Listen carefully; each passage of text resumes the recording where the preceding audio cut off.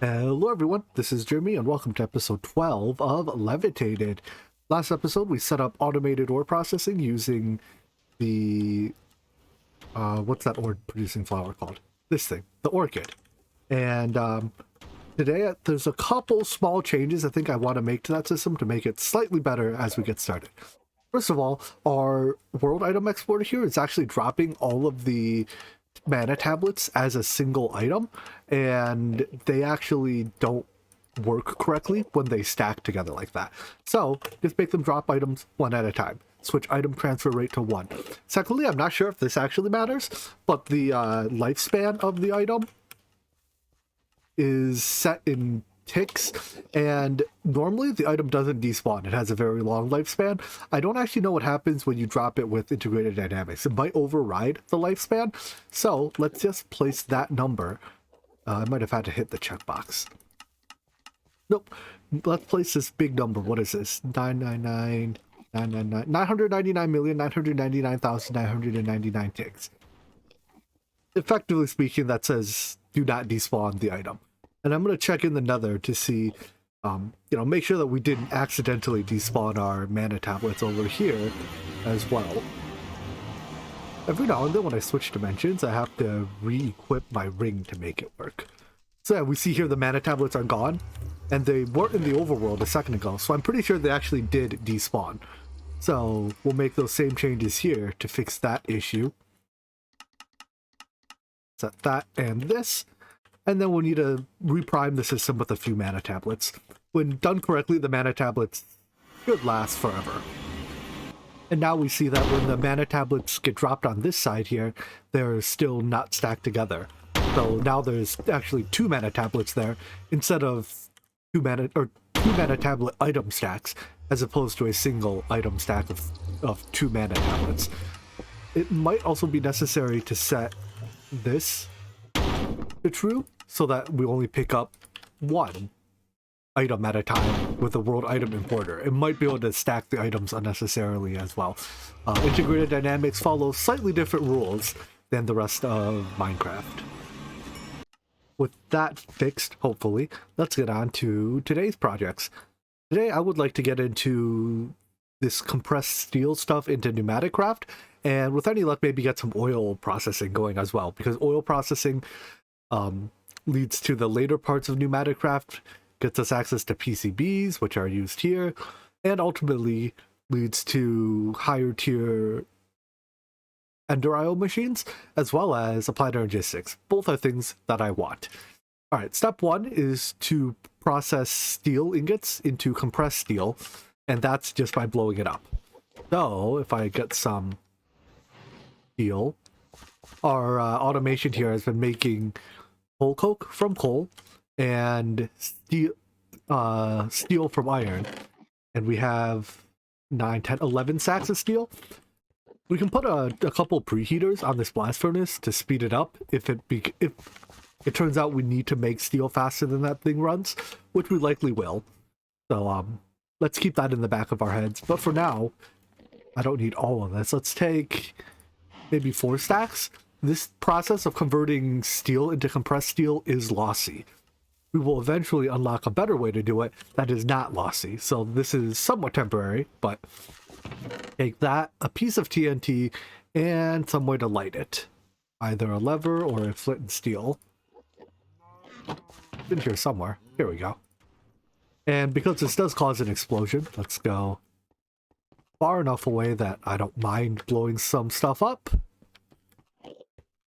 Let me fly. This should do. Place the TNT. Place the steel next to it somewhere. And light it off. So, after the explosion goes off, we have compressed steel. As you can see here, we put 4 stacks in. We got less than 4 stacks out. That's the lossiness.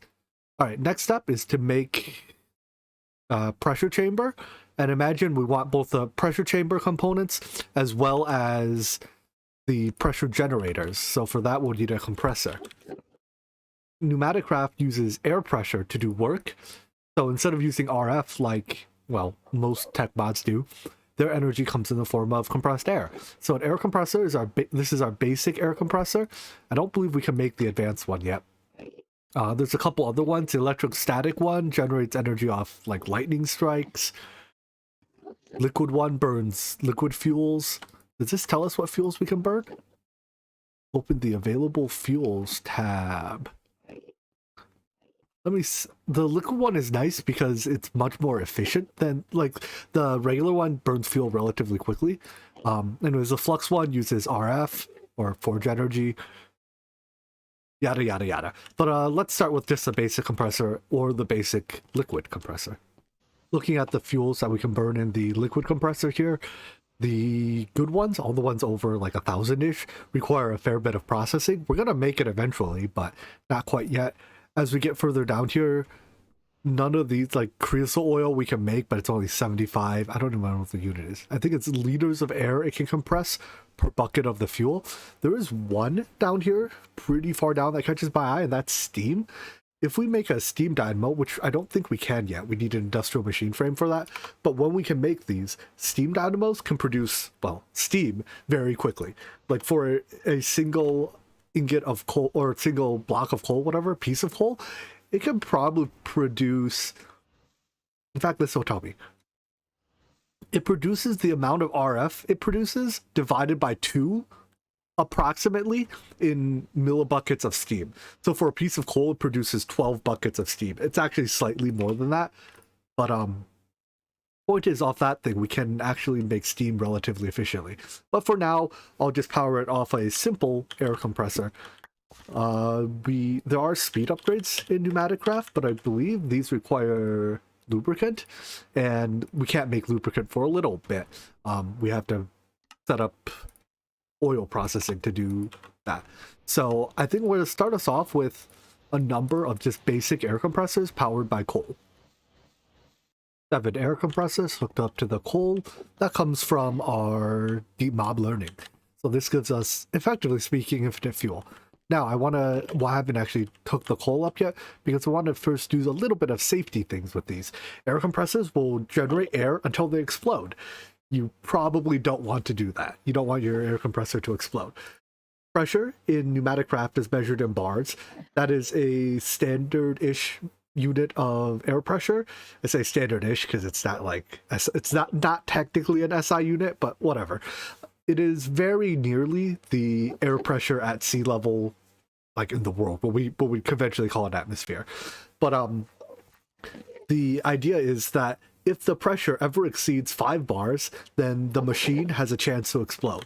These basic pipes also have a maximum pressure of 5 bar. Oh, look at that. There's a nice little picture in the one probe tooltip. That's cute. There's ways to read that pressure. So if we put a pressure gauge tube monitor here, this emits a redstone signal proportional to the fullness.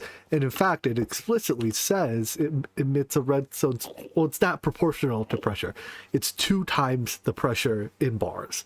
So the output signal strength will range from 0, which is what it's at now, up to 10 at 5 bars. And the plural for the unit might be bar. Saying bars doesn't sound right. I'm not 100% sure about that. But yeah, it'll range up to 10 at 5 bar, and any higher than that means we're going to explode. So anyways, if I just hook some redstone up here, right, we probably want to turn off our generators before we reach 10. For safety, I'm going to tell them to turn off at 4. At 4 bar, that is. Because when an air compressor is running, even if you tell it to stop running with the redstone signal, it'll finish burning the current piece of fuel that it is running. So you can't run right up until 4.9 bar and turn it off, because if it just started a piece of fuel, it'll continue burning, exceed 5 bar, and eventually something's going to explode. Additionally, there's a little bit of pressure loss in the pipes, so air pressure behaves quite intuitively. It flows from high pressure to low pressure. So if we are at 4.9 bar right here, it might be 4.95 bar here, 5 bar here, 5.05, 5.1. I don't know what exactly the pressure loss per segment is. It's not actually a pressure loss, it's a flow rate. But don't worry about it. Point is, if we turn this off right at the edge at 4.5 or even at 5, it will be too late. We will explode. We don't want that. So anyways, when we get a redstone signal of 8, you want to turn it off. So it'll be 8, 7, 6, 5, 4, 3, 2, 1. And when that powers this, we can power some redstone that turns all of these off. All right, that should do it. Again, if this is power 8, right? 8, 7, 6, 5, 4, 3, 2, 1 powered. If the power is less than 8, if this is 7, 7, 6, 5, 4, 3, 2, 1, 0, not powered. So these, instead of being always on, should be enable on low signal. Yeah, low signal. A high signal turns them off.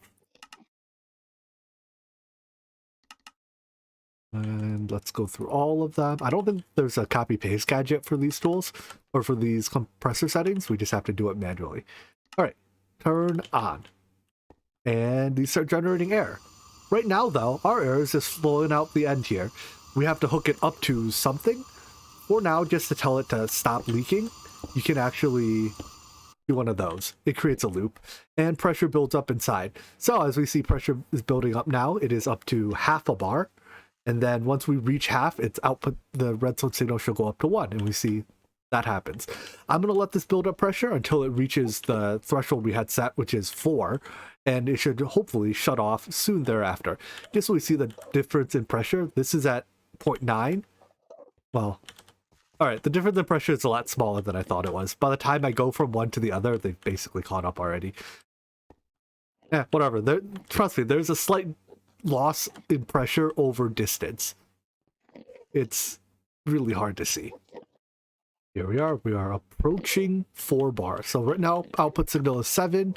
It has not turned it off yet, but as we hit 4, that turns these off, but they have a piece of fuel running, so they will keep burning for a little while longer. And the question is a little while longer a little bit too long?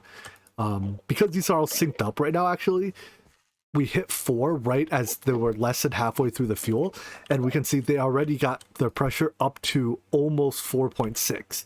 So that's telling me that we actually have to turn off the signal a little bit sooner than that. So let's do this. If I move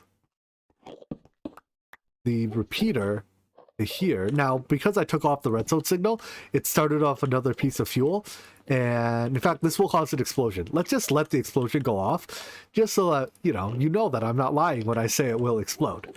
We are a bit over 5 bar, and almost immediately something blew up. I think it tends to be the pipes that burst, because once a pipe bursts, the pressure gets released, and once the pressure gets released, it'll probably not cause any more issues. So anyways, we're actually about to hit 5 bar again, so I don't think I vented much air. The air vent rate, in fact, these here are not venting air at all, because I guess when this pipe burst, that pipe sealed. But yeah, this with a little bit of tuning of the shutoff threshold, you can make this relatively explosion proof. Kind of. Anyways, what we want to do with the pressure is pipe it all into a pressure chamber for now, so that we can use the pressure. I'm gonna vent pressure again, so that we can use the pressure chamber for crafting. All right. So a pressure chamber needs a valve for input, a bunch of walls that define the structure of it, and I think my valve's facing the wrong way. There we go. Valves have a dot side. You have to plug the air into the dot. So this pressure chamber acts as a couple things. First of all, it actually is a air tank. So it acts kind of as a battery. It has a volume of 16 milliliters, or 16,000 milliliters, whereas each of these only has a volume of 5 liters. So 16 liters versus 5 liters means that it can hold more volume of air. In energy terms, think of it kind of as a battery. So this can hold pressure. It also means that after we send the redstone signal, the pressure will continue to build up less before these actually turn off. Second, though, this is actually a crafting mechanic. So the pressure chamber can craft items. Remember when we made this compressed steel before, we lost about 20% of our steel. The 20% of the steel that we threw into the explosion didn't come out. Well, now if I take some steel and throw it into the pressure chamber, there's a couple ways to do it, but the easiest way is just to break in. So break in, throw items in, close it off. It will transform that steel into the compressed steel at 100% efficiency. So this is 20% loss. This is 0% loss. It requires at least 2 bar of pressure, and it will continue to work up to 5 bar of pressure. So every recipe has a range. The yellow area means pressure too low. Red area means you're in danger of exploding. All right, so in addition, I actually added this thing here on our pressure chamber interface already onto our pressure chamber called the interface. This can allow us to take items in and out of it. So this side, the chamber is, the interface has 2 sides, an input and an output. This side is the input side, and our pressure is building up again. Why are you not uh-oh. We are going to explode. We're over 5 bar, which means it's only a matter of time before something gives. If a part of the pressure chamber gives, the explosion actually is mildly catastrophic. Oh, look, the compressor gave. I'm gonna need a new compressor. I'm also gonna have to tune this a little such that we stop exploding, hopefully. I guess we just bump this back one more piece. A relatively safe way to increase the effective volume of your pressure chamber, and therefore give it more, I'm gonna call it inertia, although I'm sure there's a more scientific term, but once you allow it to hold more air without increasing the actual pressure, is to craft volume upgrades. So these, each one increases the volume by, oopsies, we exploded again. Each one increases the volume either by 1 or 5 liters. I honestly don't remember which, but let's go put these somewhere. I believe they can go into the pressure chamber. So our pressure chamber right now has a 16 liter volume.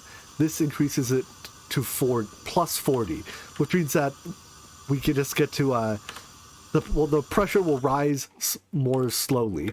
And now, hopefully, that was our last explosion. Hopefully, probably, maybe. Back to these pressure chamber interfaces. These are used to send items in and out of the pressure chamber without having to poke a hole in it somewhere. The items that sit inside the pressure chamber in this version of Minecraft are not actual item entities, so we can't use stuff like a magnet or any wireless item pickup to steal the product. We have to put the product in through the interface and take it out the other side through the other interface. The interface, as soon as you put anything into here, will start closing, and it acts as an airlock. So this way you can allow the items to be moved with only losing a little bit of air each cycle. But as a result of that, you want to insert all your items at a time. If you just use item conduits to insert items, item conduits move 4 items per go, and that results in the pressure chamber interface. It'll get its first 4 items and then start closing and stop accepting items. So instead of using that, I'll just use these integrated dynamics things, because they can move an entire stack of items at a time. Same goes for the output side. As soon as you take the items out of the output side, it'll start closing the output to start looking for to get new items. So you want to extract all the items at once. It's probably less important on the output side. But anyways, where are my logic cables? Another thing to consider is that the pressure chamber interface on the output side accepts filters. So we probably want to filter it, and I'll use name begins with, because if we don't filter it, it accepts any items.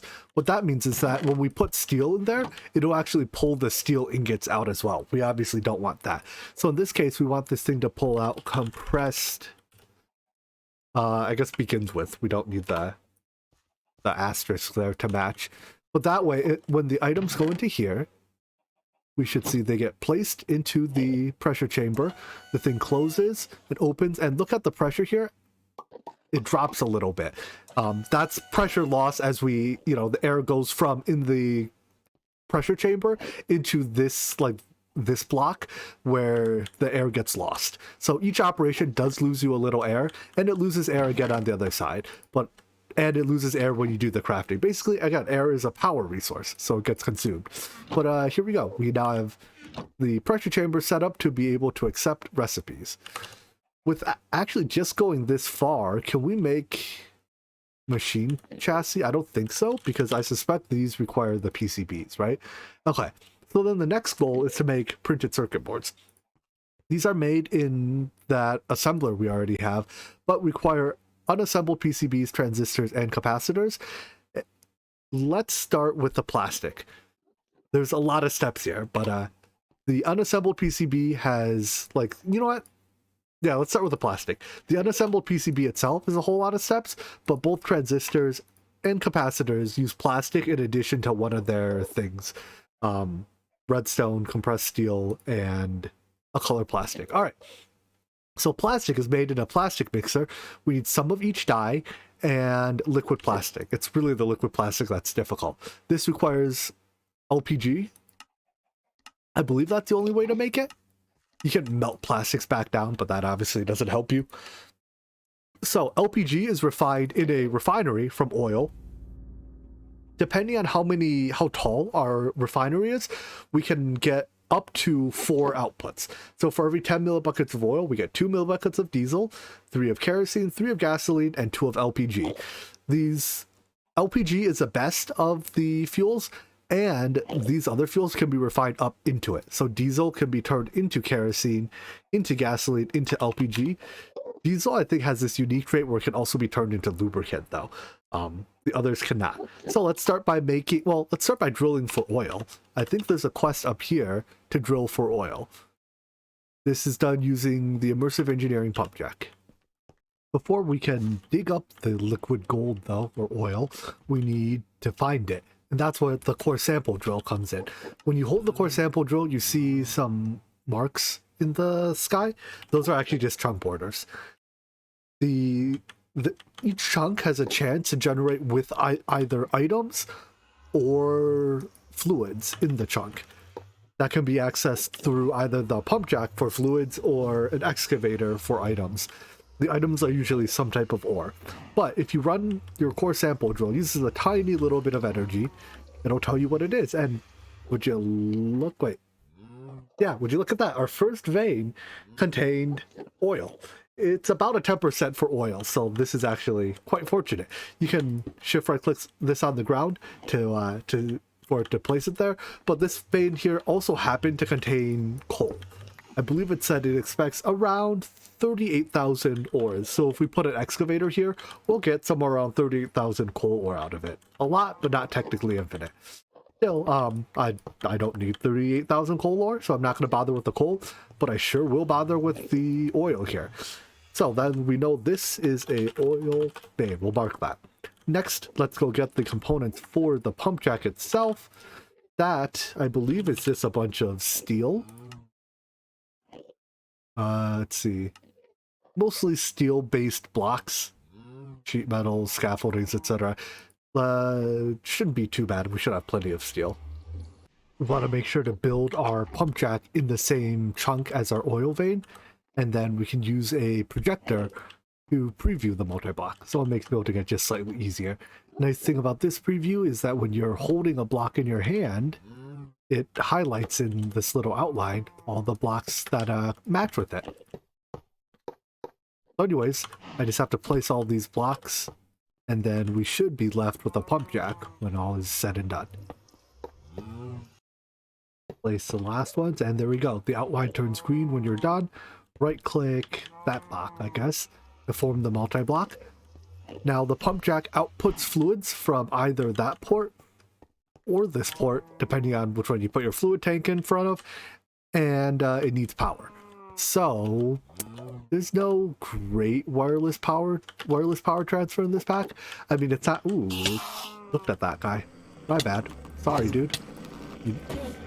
If you leave me alone, I'll leave you alone. Last chance. No? Alright, fine. You did this to yourself. Infinity card. Get out of my inventory. Alright, so, yeah, I guess because there's no great wireless power transfer.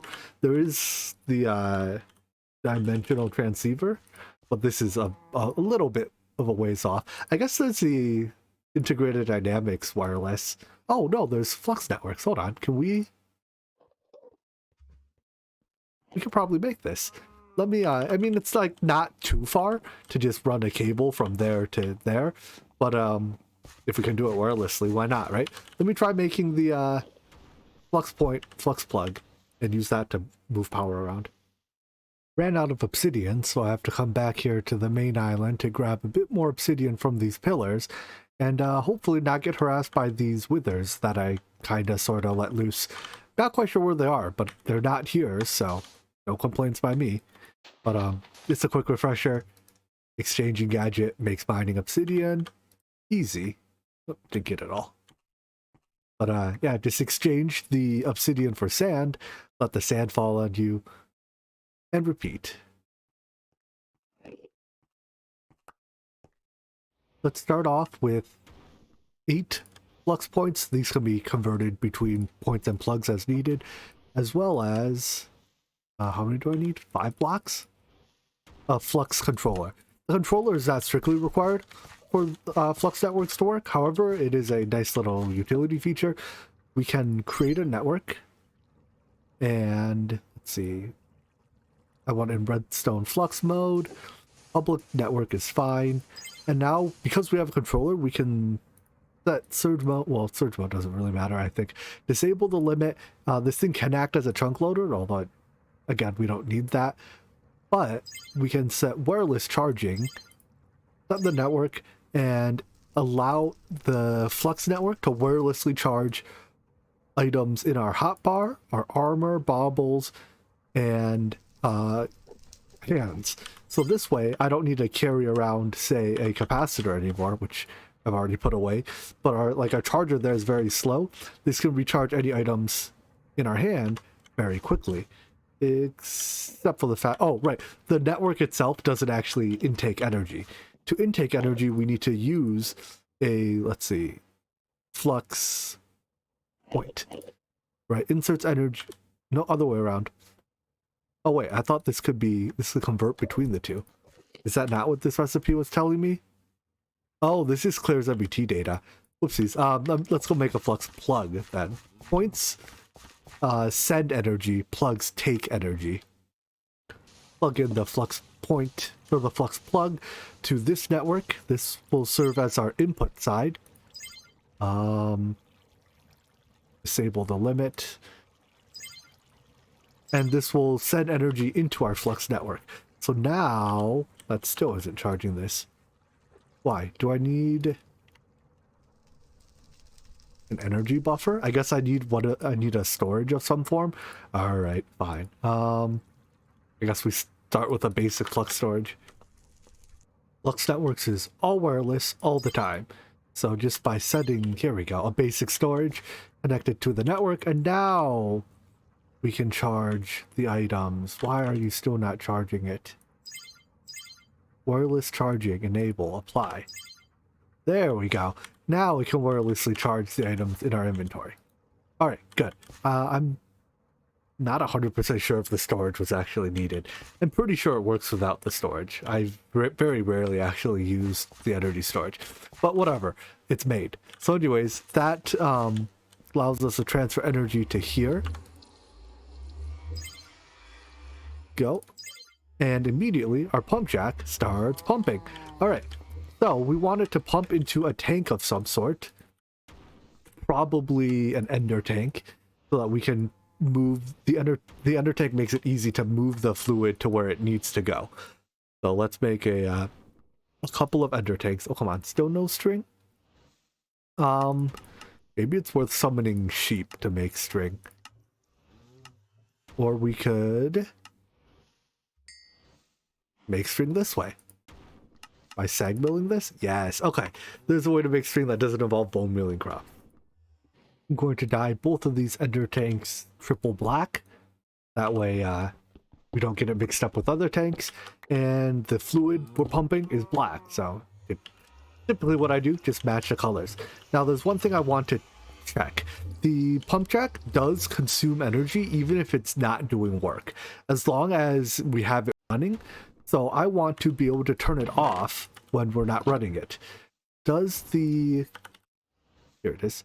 Does the ender tank emit a comparator signal telling us how full it is? If not, we might have to buffer in some other inventory that does. It does not appear to. So if we replace this with that, does that do it? There we go. All right, so this will emit a comparator signal proportional to how full it is.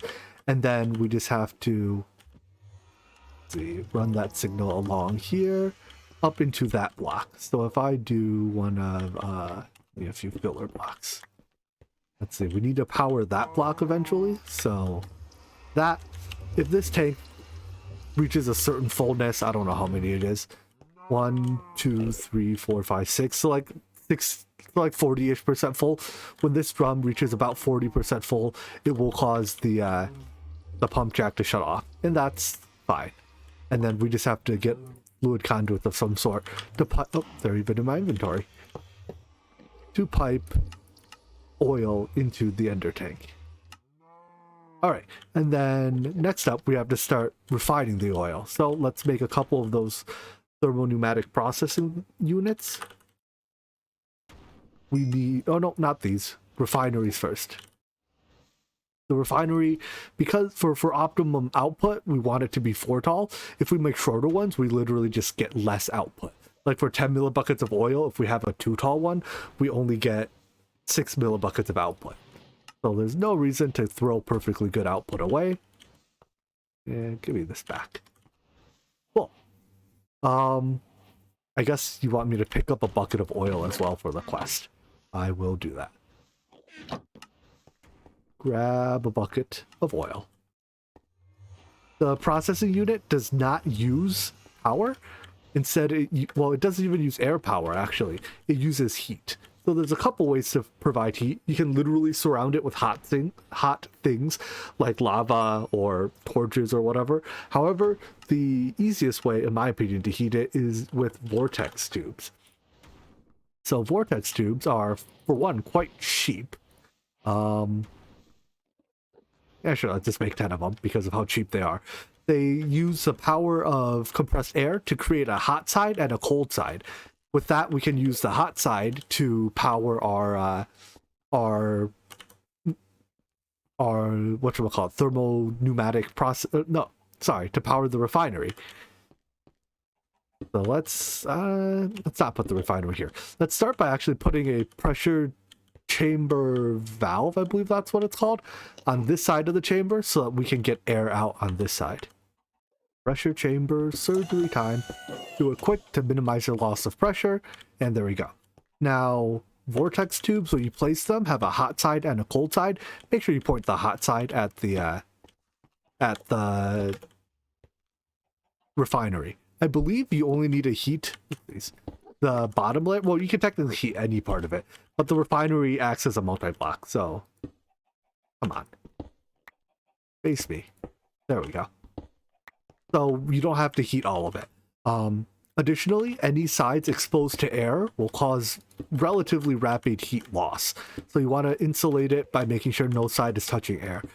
Any block that is not an air block counts as insulation, or I guess a heating block. So cover that up completely.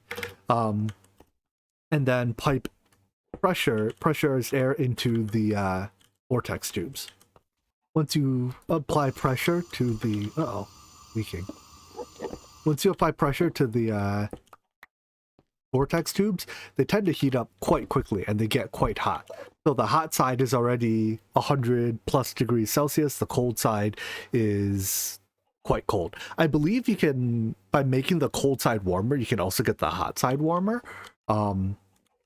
Actually, let me try something. There's a heat sink you can use, which will cause things to tend towards atmospheric temperature, and I believe these are quite simple to make. Yeah, so let's make a few of these. And additionally, blocks of compressed steel also act as heat sinks, or as heat conductors, I guess. So I'm gonna have to move my wiring around a bit, but basically, because our cold side is at absolute zero, the temperature of our hot side is limited. The hotter it gets, the faster our refinery works. So if I redo my wiring a little bit, in fact, I can just demonstrate on this one. By putting this here, we've now made our cold side much warmer, which allows our hot side to also get warmer. And then we can put a heat sink here that'll cause it to sink off even more heat. So yeah, let me switch up our wiring a little bit. By making those relatively minor changes, we brought our cold side up from absolute 0 to 3 degrees Celsius, which is 200 plus degrees warmer. And that is causing our hot side to heat up further. So anyways, now our refinery is up to 200 degrees and it's processing faster. We get the same ratio of inputs to outputs, it just takes less time to do each cycle. And it hasn't reached equilibrium yet. This temperature will keep going up until it reaches an equilibrium temperature. So anyways, right now we're producing diesel, kerosene, gasoline, and LPG. But we're out of time. So next time we'll come back and continue to process all this into plastic or lubricant and use it for our crafting to make PCBs and whatever comes next here. So I hope you guys enjoyed watching this video and I hope to see you in the next one. Take care. Bye-bye.